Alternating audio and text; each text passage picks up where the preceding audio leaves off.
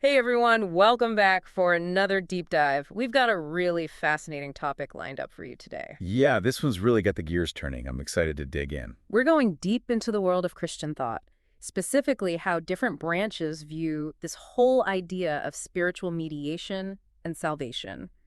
Get ready for some aha moments because this stuff is complex, but truly thought-provoking. It's one of those things that might seem simple on the surface, but the more you look at it, the more layers you uncover. Like, what does it actually mean to connect with something as vast and intangible as God? Right, and this article we're diving into today doesn't shy away from that question. It actually kicks off by highlighting the role of, get this, theology and philosophy in all of this. It basically says these fields aren't just for stuffy academics, they're frameworks that help us understand the world around us, our beliefs, even the ones passed down for centuries. Kind of like discovering the blueprints to a building you've always admired but never really understood, right? Yeah. Suddenly all those arches and intricate details make sense. Perfect analogy. And speaking of structure, the article dives right into a big question for Christians. Hmm.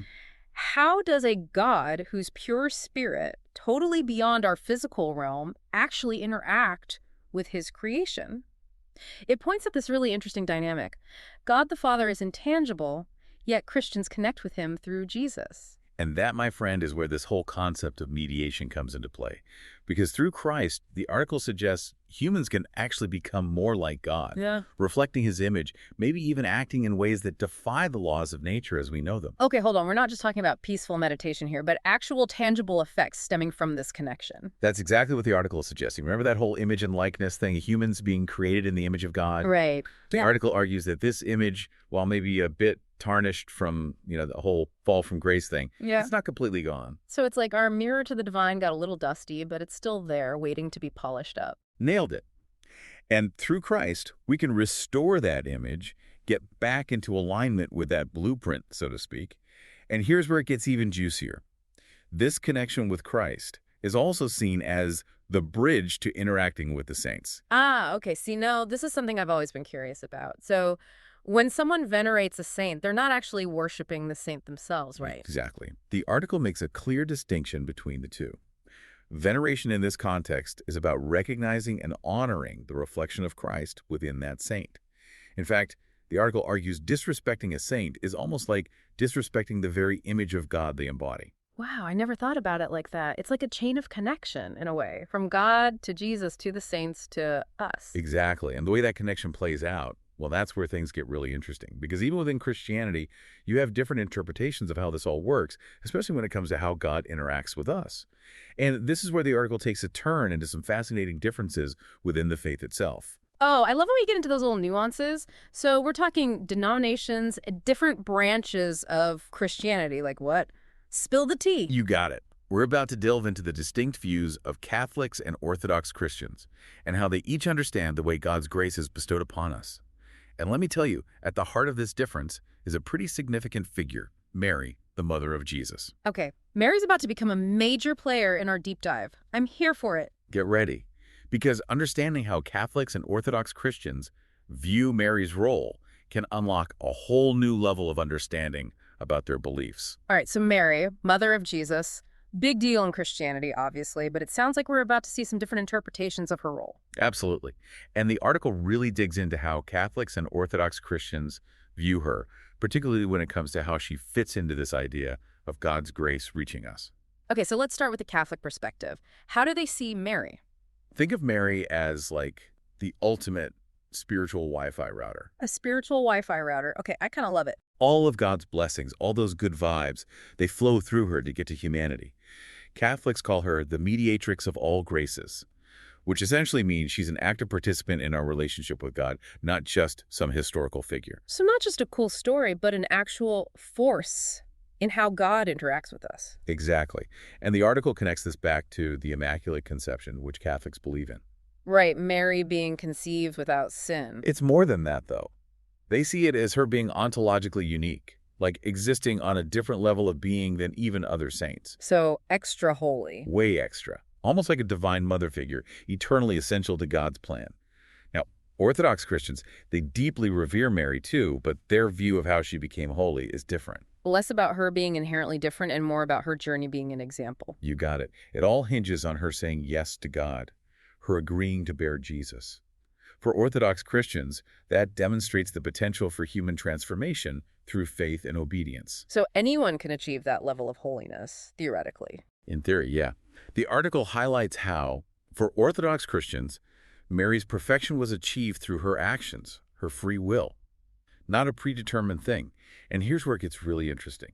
This difference in how Catholics and Orthodox Christians see Mary, it speaks to a much bigger difference in how they view their relationship with God overall. Okay, yeah, we were talking about different approaches to experiencing the divine earlier. So how does Mary fit into all of that? It boils down to two distinct spiritual experiences. In Orthodoxy, God's grace is like a direct download. It's about immediate knowledge and experience of the divine. No middleman, just you and God. Exactly. Whereas for Catholics, the article suggests God is known primarily through scholastic study. It's about understanding God through the Church's teachings and tradition. So less about feeling and more about learning. You could say that. And when Catholics do talk about experiencing God, it's often through these intense, sometimes even physically dramatic spiritual events. Think mystics, visions, that kind of thing. Interesting. So even their experiences of God are, in a way, mediated through either knowledge or these extraordinary events. Exactly. And this is where the article brings up a really fascinating figure, Thomas Aquinas. You familiar with him? Catholic theologian, known for his concept of God's total simplicity. Total simplicity. Sounds pretty straightforward. But something tells me it's about to get complicated. You know it? Hold on to your hats, because Aquinas' ideas about God have some pretty significant implications for how we understand our own potential for connection with the divine. Okay, Aquinas, total simplicity. Lay it on us. So Aquinas, he was all about God's absolute perfection. And for him, that meant God is totally unified. No separate parts, no changes, just pure being. Simple, right? Sure, I guess when you put it like that. But you said it gets complicated. Well, because here's the thing. By emphasizing God's utter simplicity and unchanging nature, Aquinas kind of accidentally puts God at an infinite distance from us. Bus messy, always changing humans. Exactly. We're complex creatures, constantly evolving, and Aquinas' God is this perfect, unchanging being. It's like trying to scoop up the ocean using a teaspoon. We can't even fathom that level of perfect simplicity. Right. And the article points out how this idea, this separation between us and God, Right. it plays into a really interesting difference between how Catholics and Orthodox Christians view the possibility of, like, really uniting with God. Okay, yeah, we touched on this earlier. Different approaches to experiencing the divine, right? Yeah, so the article explains that for a lot of Catholics, that full-on merging with God, that's not really possible in this life. It's something you aim for, but the true union, that's reserved for the afterlife. They call it the beatific vision, directly encountering God's essence in heaven. So even in the afterlife, there's still a line. That's how the article presents it. Yeah. But Orthodox Christians, they have this whole other concept, theosis. Theosis, right. We talked about that a bit. It's like becoming more godlike, yeah. Yeah. But how does that work if God's essence is so totally other, like Aquinas said? Well, that's the thing. Theosis is all about a progression in this life. It's not about waiting for some future reward, but about actively participating in this transformation right here, Yeah. right now. So less about glimpsing God from afar and more about bridging the gap. Exactly. And the article stresses that in Orthodoxy, theosis isn't just for, like, super saints or whatever. It's accessible to everyone. They talk about tapping into God's energies, which are distinct from his essence. Remember that analogy of God's essence being like the sun? It's too bright to look at directly. Right. But you can feel the sun's warmth, its energy, without staring right at it. I'm feeling that warm, radiant energy just thinking about it. Exactly. And in the same way, the article explains that this distinction, this energy versus essence idea, it allows Orthodox Christians to have a direct experiential connection with God now while still acknowledging his ultimate mystery. Wow, so we've covered a lot of ground here. Spiritual mediation, different views on grace, even the very nature of God. What are we walking away with today? You know, I think the biggest takeaway is just how much richness there is in exploring different viewpoints, even when they seem contradictory or just plain complicated. It's like we've got these two different maps, both leading to the same destination, but the routes are totally different. Exactly. And the journey itself, that's where the good stuff is. Being willing to ask the questions, wrestle with the ideas, that's what deepens our understanding of faith. And honestly, any kind of faith, any spiritual path, it's about that journey, that seeking. Couldn't have said it better myself.